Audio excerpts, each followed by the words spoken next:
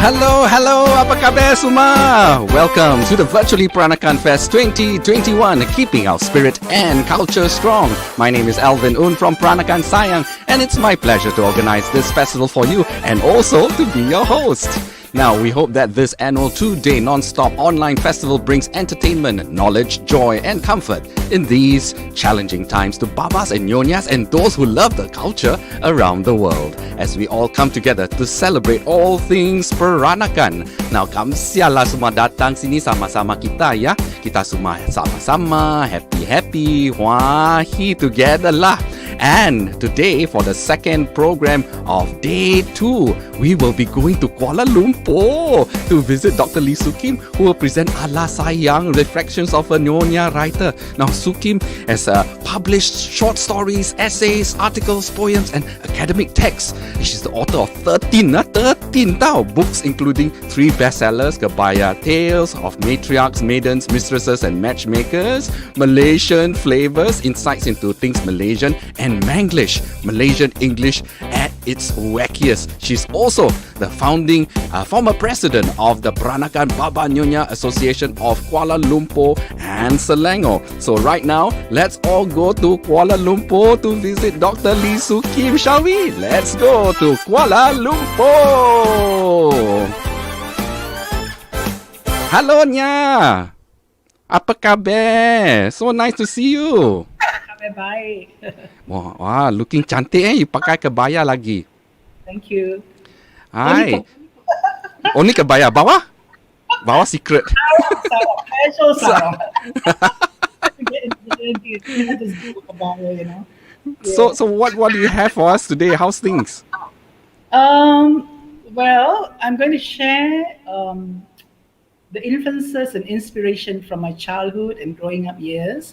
And I'm going to try and link it with my creative output, how growing up in a Baba Nyonya family has inspired my writing.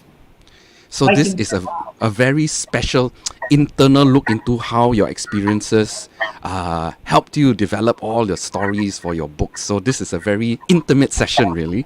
Yes, I've never done something like this before. Wow. Growing up years, and hopefully All right. you enjoy the session. I'm sure everybody would. And so if you're all ready, everybody, let's go. Okay. Thank you very much.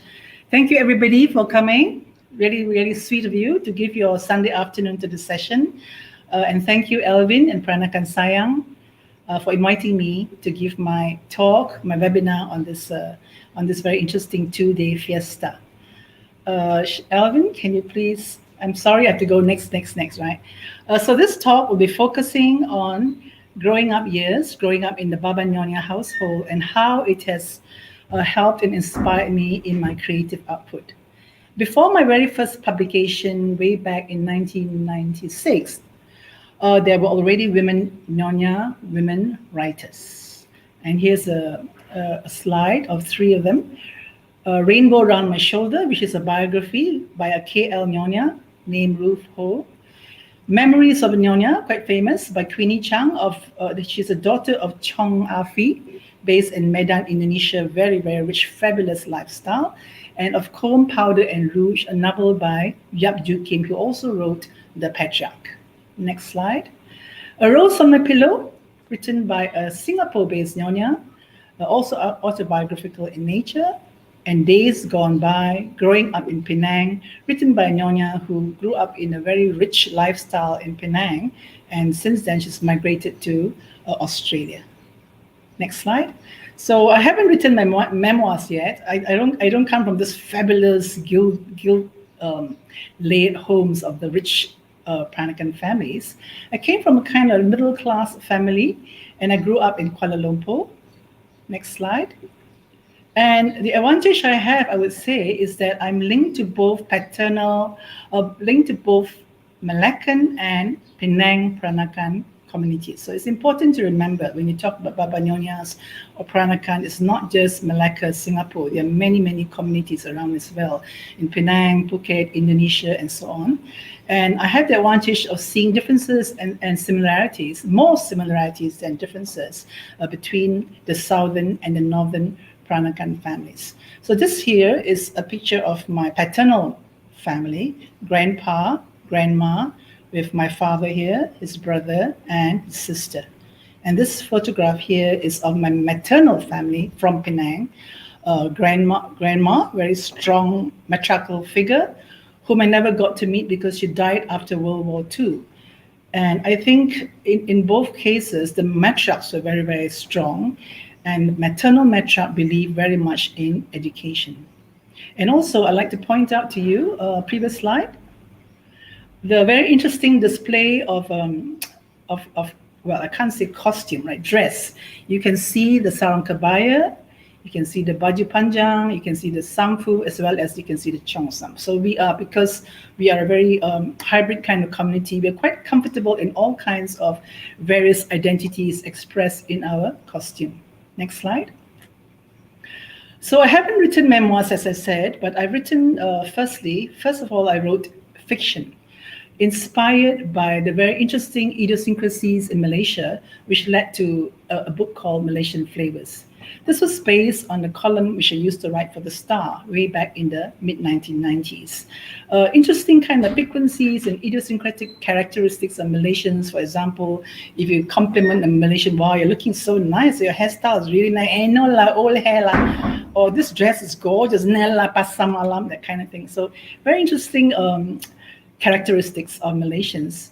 But in between essays on Malaysian idiosyncrasies, I also have lots of essays on Baba Nyonya culture as well. Next slide. So after Malaysian Flavors, I decided to write on Manglish because there was a lot of interest in Manglish, and this led to Manglish being published in 1998, I think. And it was very successful, became a bestseller, and this led on to another edition, which I co-authored with my husband, Stephen Hall. I also wrote a book on Nyonya in Texas as well. Next slide. And after that, I decided, okay, I've done fiction, let's try and do, I've done non-fiction, let's try and do fiction, short stories. And how best to start writing stories, but from the heart, growing up in the Baba Nyonya culture, writing short stories revolving around the cultural milieu of a Baba Nyonya family. And this led to 3 short story collections: Kebaya Tales, Sarong Secrets, and Manik Mischiefs. Next slide. So I lived with my paternal grandparents in an extended family setting. This is a picture of my paternal grandmother. She used to always bemoan the fact that she was not given the chance to be educated.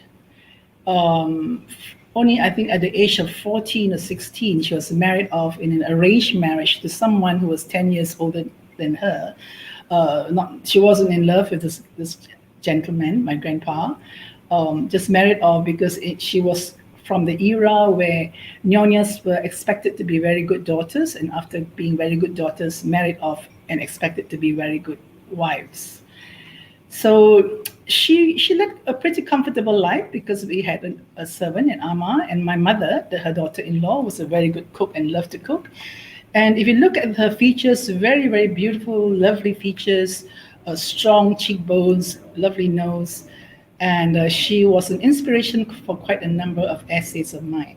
I remember writing an essay based on my memories of watching her, my sister and I, watching her dress up in the afternoon.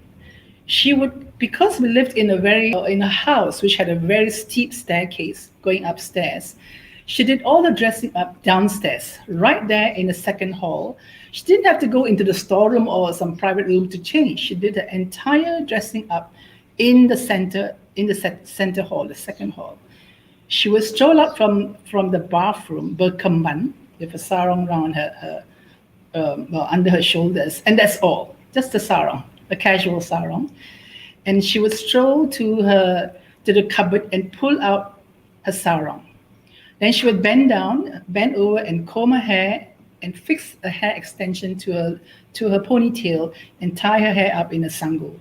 And then she would put in hairpins as well as the ubiquitous ear digger, the one where she will pull out to poke your hand if you misbehaved.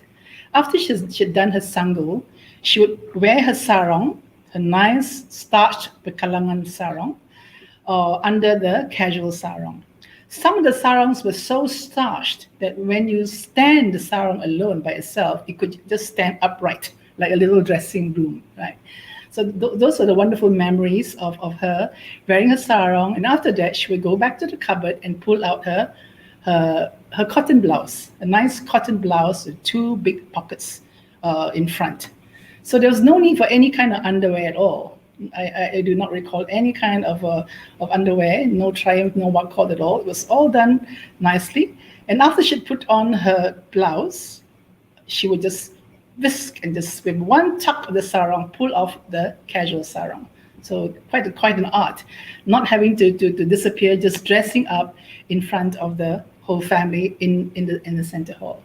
Then came the part which we disliked. Before that, we had the lovely opportunity to do her buttons. Her buttons were not the usual press-start buttons, but gold buttons, which we had the fun of sort of fixing for her and pinning it up with either safety pins or with little rings. Then came the part which we didn't like. She would pull out her little cup or a little bottle of bedak sejuk. She'd put some water in the bedak sejuk and put it on her face. And then when she had extra, she would scream for the granddaughters, Kim, Awin, Mari. And she would plaster it on our faces because you don't waste such stuff, right?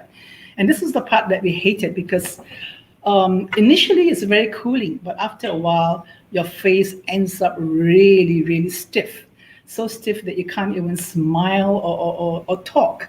It was like, I suppose, the Nyonya's way of face mask or some kind of Botox treatment back in those days.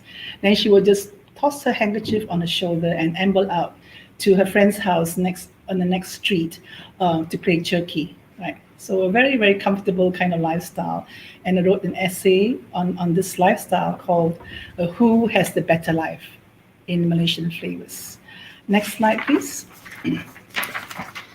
So this is a montage of the lovely things. Sometimes she did not just wear the tengsa, the tesa. Sometimes she wore a kabaya. And I remember my memories of her was that she was very particular about the symmetry. She spent quite some time holding the panels of the kabaya edges to make sure that it was exactly symmetrical. Everything had to be symmetrical before she would pin on the krosang. And of course, this is the very hard powder, not the bedak sejuk, but another kind of powder that she used. Next slide. And of course, growing up in a Nyonya family, in my time, of my vintage, there was always that wonderful culture of food because Nyonyas were expected to be able to cook. And my mother was a superb cook. Here's a lovely painting by artist Tan Gek Hoon, who specializes on Nyonyas and material culture. So I grew up in a household that was full of always smells and aromas and cadences and noises and voices, always very, very colorful, and lots of languages being spoken because grandma spoke Baba Malay, grandpa too, father spoke English, mother spoke Penang Hokkien, and my ama spoke Cantonese. And there was always this flow of different languages and wonderful smells coming from the kitchen. And I think a lot of this permeates itself into my writing, in my short stories.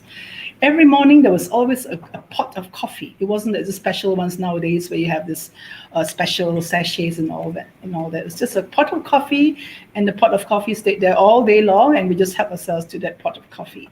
And there were about 5 meals a day: breakfast, lunch, tea time. Sometimes mother would make goreng pisang or that wonderful yam and koi bakul.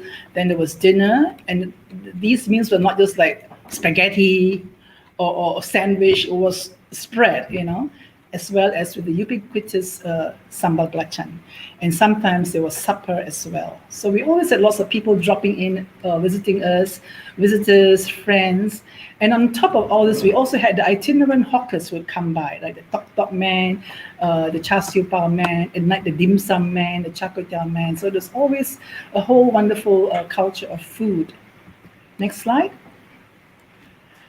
Now, for this talk, I scoured through all the family albums trying to look for photographs of the food, of the feasts that my mother cooked. but there wasn't a single photograph. I don't know whether you have any photographs of the foods cooked during my mother, that time, that era. And also, I could not find any photographs at all of the Nyonyas or my ama and my mother pounding sambal belacan. I remember my ama was very good at grinding the rempah. No photographs at all. Very different from nowadays, where before you eat, you're expected to photograph the feast. I recall not too long ago, we were in a Thai restaurant, and the food that was brought up was just wonderful, wonderful spread. And we wanted to give homage to the spread by starting on the food straight away. And the waitress said, not taking picture. So, oops, we had to take a picture. So anyway, these are photographs of the food which I cooked. And again, the lovely exposure to both communities. Otak, Penang style, learned from my mother. Buakala is Malacca origins, learned from my mother, who learned it from grandmother. And of course, the sambal belacan. So I also like to try to use the traditional techniques. And when I've got time, I try to pound the sambal belacan. But I'm a Nyonya of contemporary times. I don't have all the privilege of so much time as in the past. And I do not hesitate to use the food processor to zip my rempahs. Thank you. Next slide. So just a very brief example of an extract of how growing up in a Nyonya family, growing up in that kind of household, how it has inspired my writing. I won't read all of this, just very briefly, just some extracts. To this day, I can still smell the sounds, smell the smells, hear the sounds. I can still picture Mama sitting on a low wooden stool in the chimney, a pair of pincers in her hand, plucking away the fine hairs of the duck for the itik tim. Soup, a must for all Peranakan reunion dinners. Next paragraph, I can see my ama squatting by the tempayan, washing the pig intestines spread out over the bottom of a round basket, cleaning them many times for the pork liver balls dish. In the last sentence, there were no written recipes. The recipes were all stored in Mama's head, and all the ingredients were measured the agak-agak way. Coming to that, the agak-agak way. Next slide. So I wrote an essay called Cooking the Agak-Agak Way, which was published in The Star as well as in the Malaysian Flavors later on. And I'm sure you know Nonas and Babas here, I'm sure you all know what's agak-agak way. The best compliment someone can give you when they come to your house from a Baba Nyonya is, wow, very good as my mother's or as good as my grandmother's. That would be the best compliment. It's never the best. It would be as good as, right? And initially, when I was in my 20s, I wasn't so interested in cooking Nyonya food. But when I reached my 30s, I realized that this is very precious. It's wonderful. It's not so well known. And I wanted to start learning from my mother how to cook these dishes. And she taught me, and I decided to record some of the recipes. Now, this was the hilarious part, because every time when I asked her exactly how many shallots do you use for the hongke or the buah kolak, she said, agak-agak. And I remember a friend of mine who loved my mother's chili prawns recipe, wanted to know exactly how many chilies my mother used. And she would say, agak-agak lah, you know. And then my friend says, no, how many inches is the chili? And my mother would say, agak-agak. Buah keras, agak-agak lah, about 9, 10. No, auntie, you have to tell me exactly how many cm, how many inches is the buah keras. So that was my mother's style. The size of my thumb, a pinch of salt, a toss of sugar, a fistful of buah keras, 2 sandals full of cooking oil, and 50 cents tauge. That was during her time. You know, what is 50 cents tauge now? And some time ago, I decided to try and make pai tea, top hats, using my mother's recipe. Because the commercial ones, you can get the commercial ones nowadays, but they're kind of hard. Hers is really, really wafer thin. So I pulled out the recipe book where I had recorded her recipe. And what did I find? 30 eggshells of flour. She used eggshells as a measurement. So my contention here is that agak-agak, the only English equivalent really is guess guest, right? Agak means guest, but it is not guest. So I say that there's no English equivalent. We Baba Nyonyas know it. When you say agak, it is not guesswork. It is estimation based on years of practical experience and on a very well-earned sense of intuition when we say agak. Thank you. Next slide.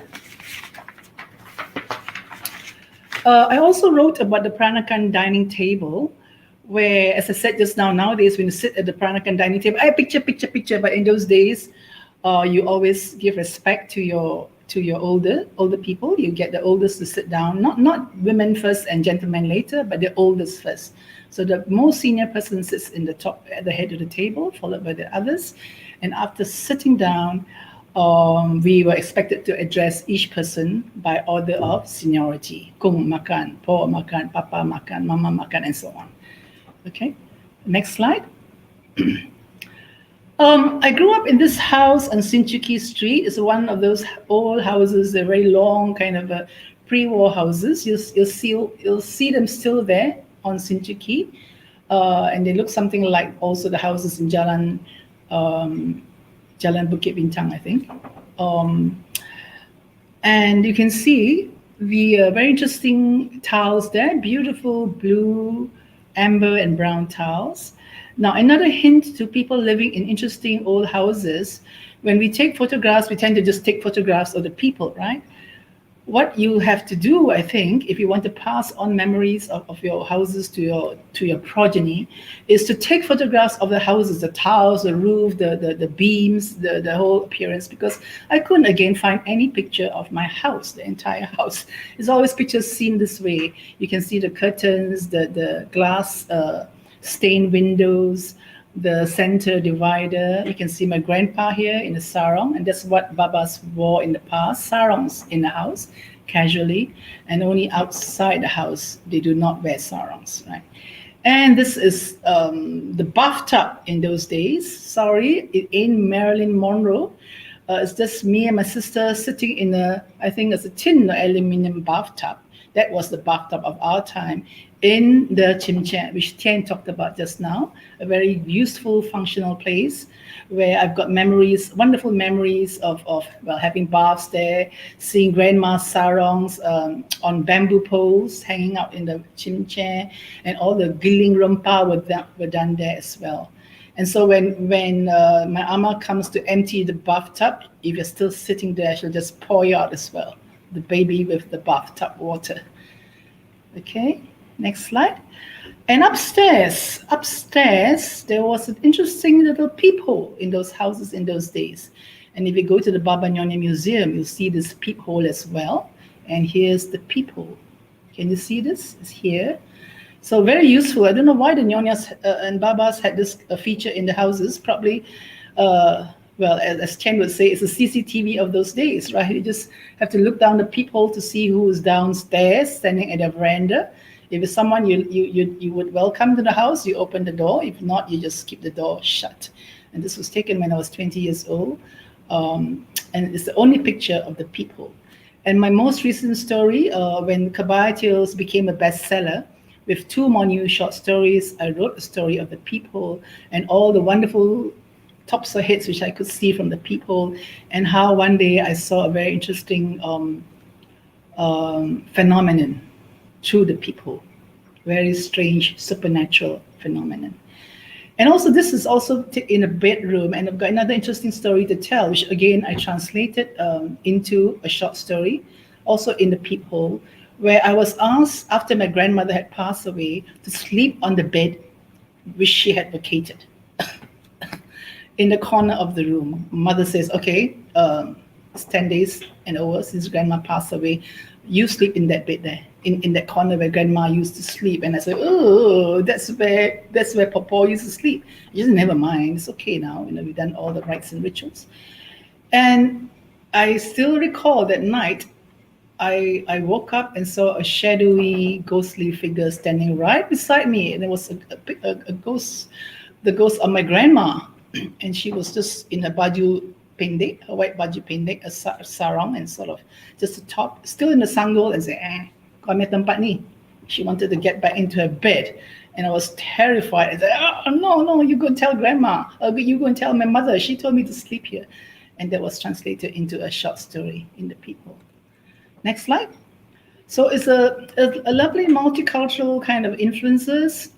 The Baba Nyonya culture, where form is very Chinese in nature, respect for one's elders, importance of the family structure, filial piety, honoring one's ancestors, and the essence is very multicultural.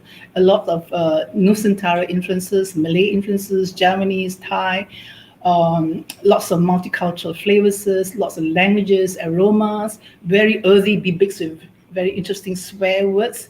Love for color, vibrance, love for food, dance, music, joie, right? And this is a picture of my brother doing a sroja during Chinese New Year. Again, you see, baju, sarang kebaya, cheongsam. So no hang-ups. We just sort of embraced, adapted, assimilated through the years, whatever influences we like. And there's no mother-in-law from China telling you, no, or no mother-in-law from a local mother-in-law. Ini tak betul. There's no one telling the Nyonyas in those days what to do, and I hope it will continue to be that way.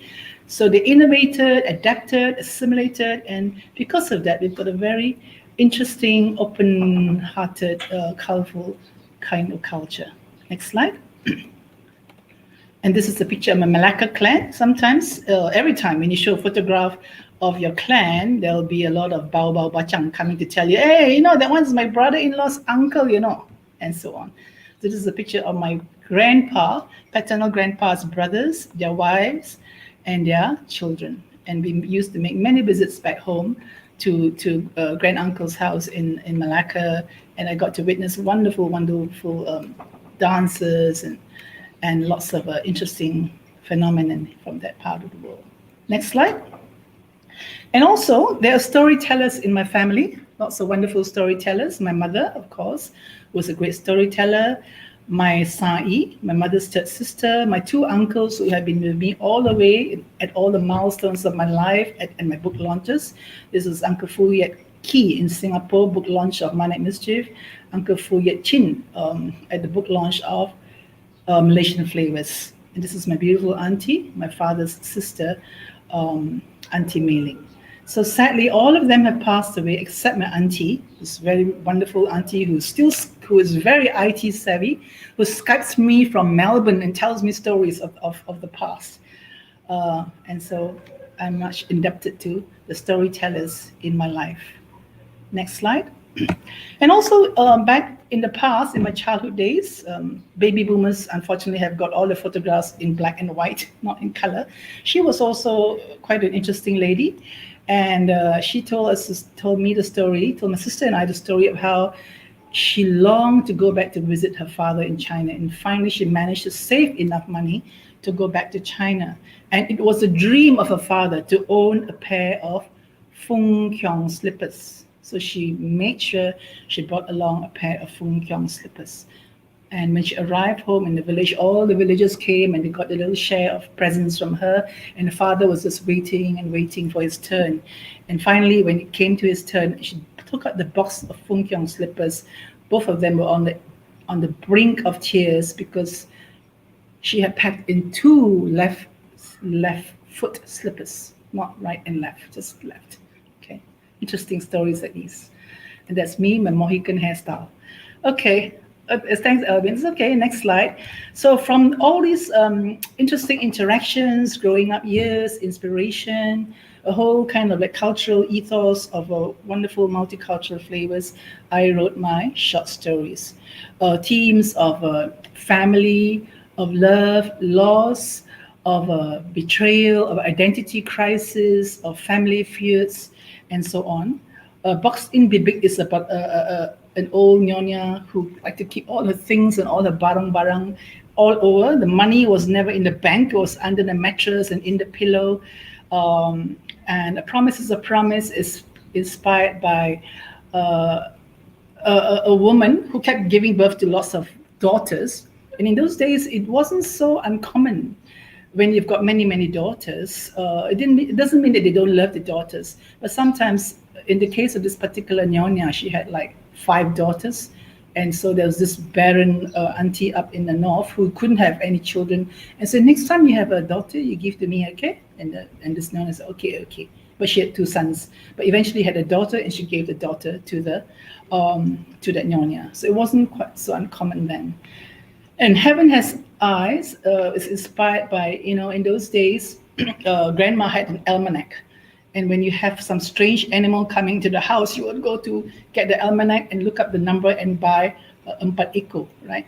And if you had a big black or brown moth coming and settling on the wall of your house, then everybody gets a bit worried, because usually we think that that person is somebody else, is somebody in the past life who's come back to check on the family. Heaven Has Eyes. Next slide. And I wasn't around during the Japanese occupation, but again, inspired by very interesting stories which were told to me by my auntie, my uncles, my mother. Of course, stories of the horrible torture, frightening stories. One uncle was tied up with their hands and legs and tortured in the Lee Rubber building.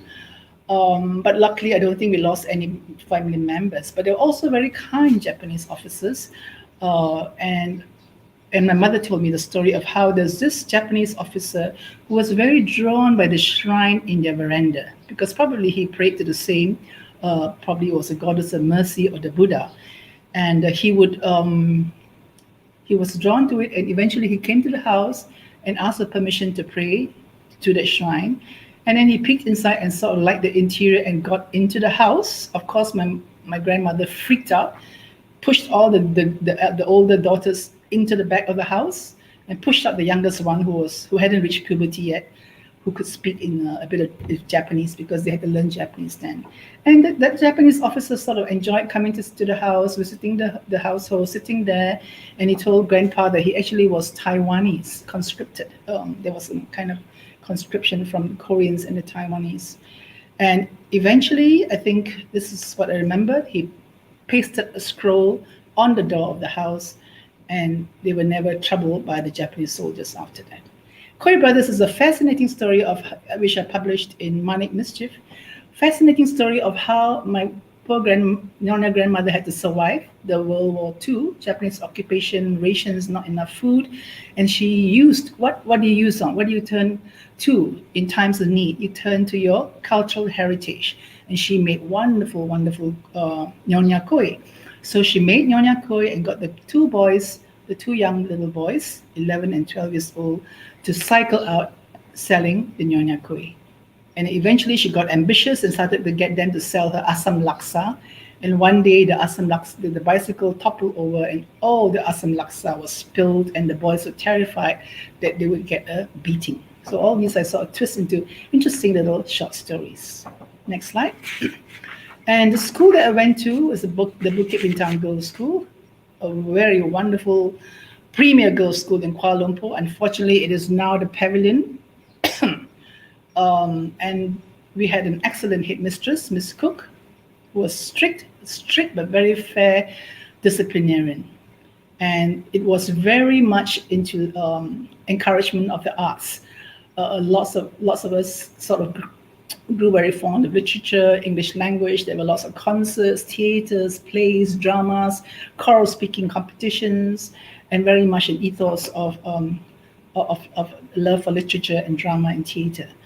So literature then was very Western canon-centric, tended to be very focused on Western, on literature texts from the West, from America, from England especially. So I was very familiar with Thomas Hardy, Shakespeare, Thackeray, and Lord Byron was my favorite poet then, and so on. We were not exposed to new literatures at the time. And so from this world of a rather Western English-centric kind of education, I straddle both worlds very easily, move from one world to the other, back home to my, next slide. Next slide. Back home to my Baba Nyonya household, where there were all these languages and dialects being spoken. Pantang larang, grandpa would say, don't open the umbrella. in the house. Like, why ever not? Because a snake will come in. Cannot sing in the kitchen. Grandmother wouldn't allow us to sing in the kitchen because it's bad luck. Penang auntie, when we visited her in Penang, says cannot stack the plates on the table. So uni will bring bad luck. Cannot go and disturb the garden. Cannot go and pluck leaves in the evening or at dusk because also very very bad, and lots of pantang larang. So it is a very colorful kind of multicultural culture with lots of multicultural influences, but there was no problem or no hang-ups. Oh, is this right? Is this wrong? Is this Chinese? Is this Malay? No such thing, We just moved and accepted and went with the flow. Kanachang, I talked about this in a webinar for PPB and KLS 2 weeks ago, where another story I can share is that I had an auntie who wanted to make tortoise soup, right? So she bought a tortoise from the market and she chopped off the legs of the tortoise. And unfortunately, when she was pregnant and when she gave birth to the child had arms that looked like a tortoise. And the Nyonya says, oh, kena ciong, that kind of thing. And you don't have an English word for that. And of course, the spirit world. An uncle of mine who was a Boy Scout master took his troop of Boy Scouts into the jungle for a camping trip and decided to catch some was it frogs or snakes? Frogs, I think. And decided to catch frogs and skin the frogs and sort of cook the frogs over the campfire. And they came out of the jungle alive, but later on he became very, very ill and almost died. So the bibiks of the past believe that there's some kind of spirits, there are spirits, and that you have to respect the spirit world. Next slide. Growing up years, haha. The bibiks of the past, my family were very prudish, maybe because of the influence of Queen Victoria, and very, very prudish, and they never ever talked about sex, so we never knew much about it. And even when we reached puberty, we were not told, we were not informed, we were just told to get on with it. There was no sit you down and tell you the story about the birds and bees. So in my family, we were not told much at all. So I remember looking forward to my science class where there was one page in the biology textbook. Well, it was biology, physics, and chemistry all combined in the book. And I was looking forward to this particular section on fertilization. It featured a rabbit. But unfortunately, when the teacher came in, she said, I'm not going to talk on this. If you want to find out, you go read up in the library. So that was sex education in the 70s, for me at least. Next slide. Okay, so identity, we were called in the past King's Chinese. Many of us are Anglophiles. My father could not speak any Chinese. OCBC, Orang Cina, Bukan Cina, multiple identities, and so on. But I think that when I was young, I remember reading about Heidi in Switzerland, and I said, how nice to just be grounded into one stable identity, just one prison. But now I celebrate the multiple identities that I'm exposed to. I'm comfortable in whatever context, Chinese, Malay, Spanish, Hispanic, English, America, because we are able to see things from so many other prisms, so many prisms of life, and it makes you actually more open-minded and more tolerant. Next slide. And Papa, a wonderful, wonderful Baba, wonderful man, who instilled in us the love for nature, the love for the seaside, took us to the seaside every holiday, and was always helping other people. He had a nickname. He was called Vampire because he was always going around the office asking people to donate blood, right? And his very last breath was spent helping someone. He ran across the road to help his friend, and in the same moment as the friend died, he too passed away. So it was a very, very sad and tragic story, which I wanted to write, but couldn't find the inner strength to write. But in the end, I decided to write this short story called Through Lara's Eyes in Manic Mischiefs. Thank you. Next slide. So write stories from your own heart, your own cultural space. I am in awe of people who can write from another cultural space. For example, Anthony Golden wrote about the geisha, and some people write and they transform themselves and put themselves into another space. But I am comfortable writing from my own cultural space, and I share this in my talk, A Nyonya Journey, which has garnered a lot of interest, 42,000 views. You're most welcome to Google it and hear it. I don't think I've got time to do readings, right, Alvin? So what I wanted to say in this essay, those three special words, is that the Nyonyas of my mother's time, love was a performative act. It wasn't verbal. You don't go down and say, oh, I love your mother, I love your daughter. It was never said. And in fact, when I graduated from my master's at the convocation ceremony, I went up to her and said, thank you, Ma, I love you. She said, Xiala. You don't need to express it. But the essay talked about how when she was on the deathbed, when she was about to die, I said those words, I love you. Those three special words. Next slide. So words, ideas, memories, and stories are the paths that guide my steps. And those of you who are interested to know where to get the books, this is a list of books here. Next slide. So thank you very much for your time. If you've got questions, please, I do welcome questions. If you want to follow me, I'm on Facebook, Lee Soo Kim Author. And next slide. Thank you very much. I wish all of you a wonderful weekend, and do stay tuned. Thank you.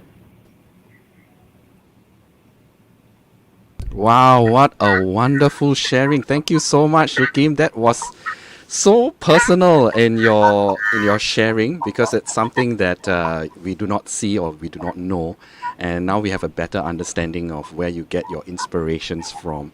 It's indeed very personal, and thank you so much for that fantastic sharing. What's going on is on the side of the comments section, they're having their own conversation about what you're talking about. So it's fantastic to read through. Unfortunately, we don't have enough time to go through all of them. But one funny one that actually was shared was about the shoes, the two left feet. So I thought that was quite interesting. So this was the comment. Next time someone who doesn't want to dance say they have two left feet, we know what kasut to give them. I thought that was hilarious. Thank you so much, Angela, for that sharing. I mean, for those of you who want to read it, please read it in the comments. I think that's all we have. Once again, thank you so much, Soo Kim. You've been a wonderful presenter. Thank you so much for your presentation and your time as well presenting this. Well, thank you, everybody. So that's the end of this particular program. Thank you everybody for joining in your comments and joining us as well. Do join us for our next program. It's happening in just a short while at 3 p.m. Sambut Tahun Baru, applying traditional practices in the new millennium with Cedric Tan. Yeah, kawan gua. So thank you for joining us once again here at Virtually Peranakan Fest 2021. Let's all keep our culture and our spirit strong. Thank you everybody. Take care.